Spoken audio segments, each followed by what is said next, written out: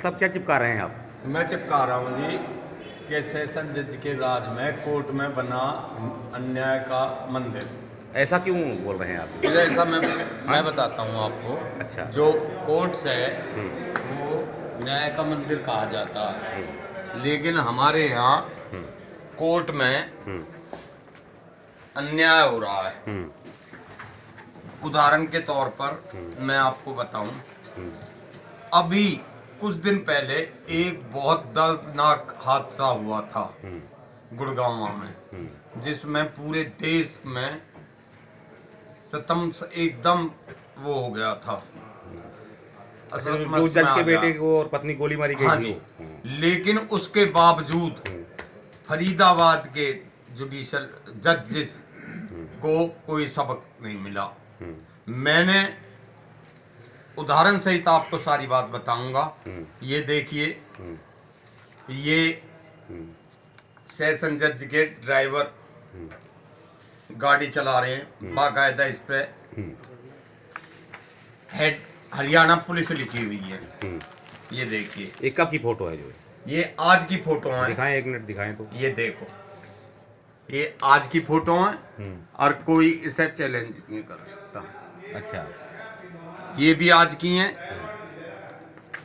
ये आज की हैं। मतलब कहने का ये है कि इतने बड़े हादसे के बाद भी फरीदाबाद के सेशन जज ने आज तक ये नहीं कहा कि भाई कोई भी हादसा हो सकता है, गनमैन गाड़ी नहीं चलाएं, क्योंकि एक बहुत ही दर्दनाक असहनीय हादसा हो चुका है। मैंने उससे पहले भी कहा था, किसी ने उस पर आज तक अमल नहीं किया। नहीं, पोस्टर में आपने लिखा है बदतमीजी वाला, क्या मामला है? जो मतलब उसके बाद बताता हूँ आपको। ये अमल क्यों नहीं होता? क्योंकि जो हमारे यहाँ का डिस्ट्रिक्ट एंड सेशन जज है दीपक गुप्ता, वो खुद सुप्रीम कोर्ट और हाई कोर्ट के ऑर्डरों की धज्जियां उड़ाते हैं। उनका मैं आपको दिखाता हूँ ताजा आज ही का फोटो। ये देखिए, ये दो प्यादे उनके यहाँ काम कर रहे हैं। अच्छा। जबकि सुप्रीम कोर्ट हाई कोर्ट की गाइडेंस है कि कोई भी फोर्थ क्लास एम्प्लॉइज घर पे काम नहीं करेगा।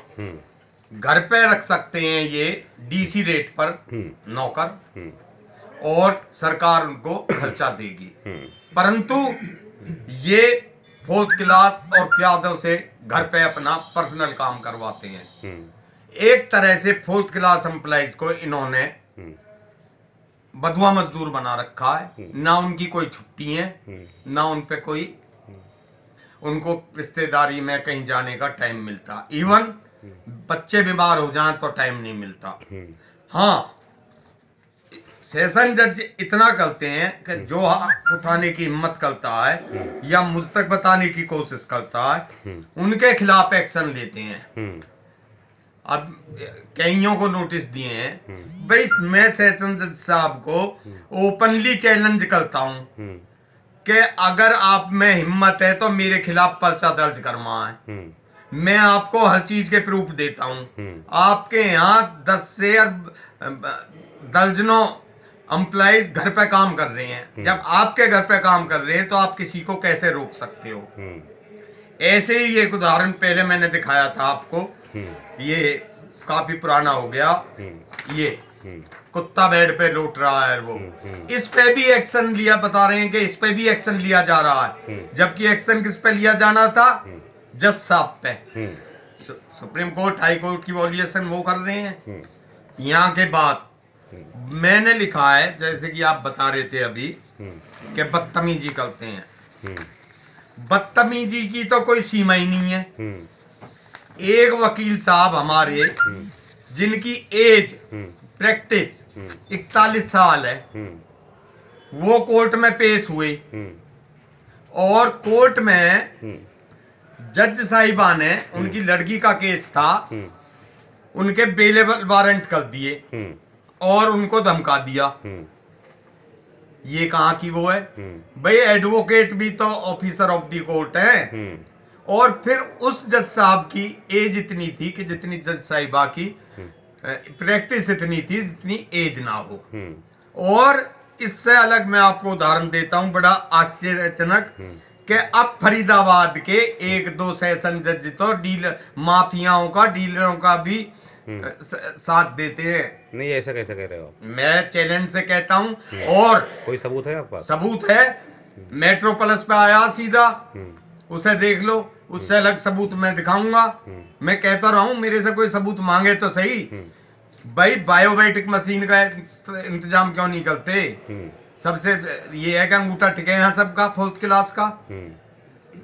आप ये बताइए, ये फोटो झुटला लोगे आप, जहां गनमैन गाड़ी चला रहे हैं और जज साहब बैठे हैं, इसके लिए क्या प्रूफ चाहिए? आजकल तो कंप्यूटर वो है, मॉडर्न जमाना है, 2 मिनट में पता लग जाएगी कब के फोटो हैं, इसके आज की पता लग जाएगी। आज से 6 महीना पहले मैंने कहा था कि सेशन जज शोषण करता है 4th क्लासों का। ये आज का फोटो है। इसमें 2 एम्प्लॉइज यहाँ क्या कर रहे हैं, बाकी तो गेट का बैन रखते हैं ये।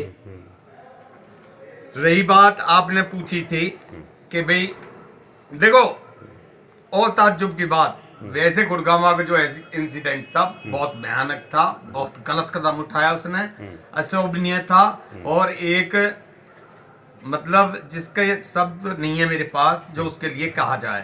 परंतु किसी ने ये नहीं पूछा कि वो गनमैन मार्केट में क्यों गया था, क्योंकि वो सेशन जज का गनमैन था। पूछा किसी ने आज तक? नहीं पूछा। ये मजबूर करते हैं कि गनमैन को गाड़ी चलाने के लिए कुछ जजेस, मैं सबके नहीं कह रहा, कुछ जजेस तो देखो, 1-2 जजेस की वजह से पूरी जुडिशरी को ना तो मैं भ्रष्ट कह सकता और ना शोषणकर्ता कह सकता।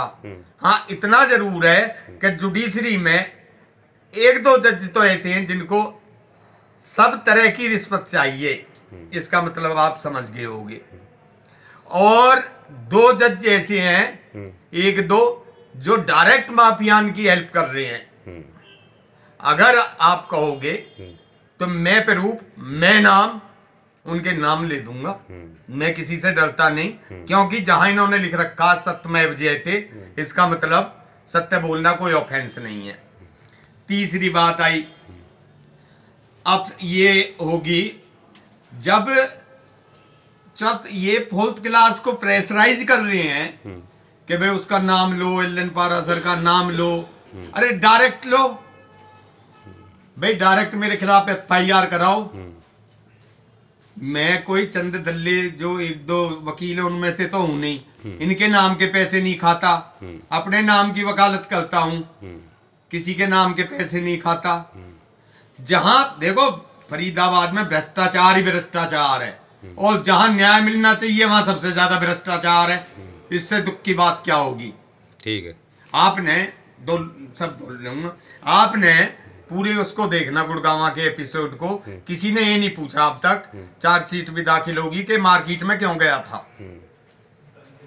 वो डिप्रेशन में भी था, कुछ भी था। और उसके साथ साथ भूमाफियाओं की मैंने आपको बताई थी। युवा वकीलों का तो डेली बदतमीजी होती है, और जो सीनियर वकील है जिसकी 41 साल उम्र है, मतलब सीनियरिटी भी कुछ होती है, जो जजेज हैं, प्रिजाइडिंग ऑफिसर हैं और एडवोकेट है, ऑफिसर ऑफ द कोर्ट है, वो अपनी बदतमीजी सहन नहीं करेगा। कभी सेशन जज साहब के पास किसी मजिस्ट्रेट की दरखास्त लेके जाओ आप खिलाफ, आज तक कोई एक्शन लिया है जब से आए हैं? हाँ, एक वकील साहब है, उनके खिलाफ जरूर कंटेम्प्ट भेज दी थी। मैं तो कहता हूँ अगर हिम्मत है तो मेरे खिलाफ कंटेम्प्ट भेजो, अगर मैं झूठ बोल रहा हूँ तो। और हिम्मत है तो मेरे खिलाफ पर्चा दर्ज करवाओ। ठीक है, ठीक है।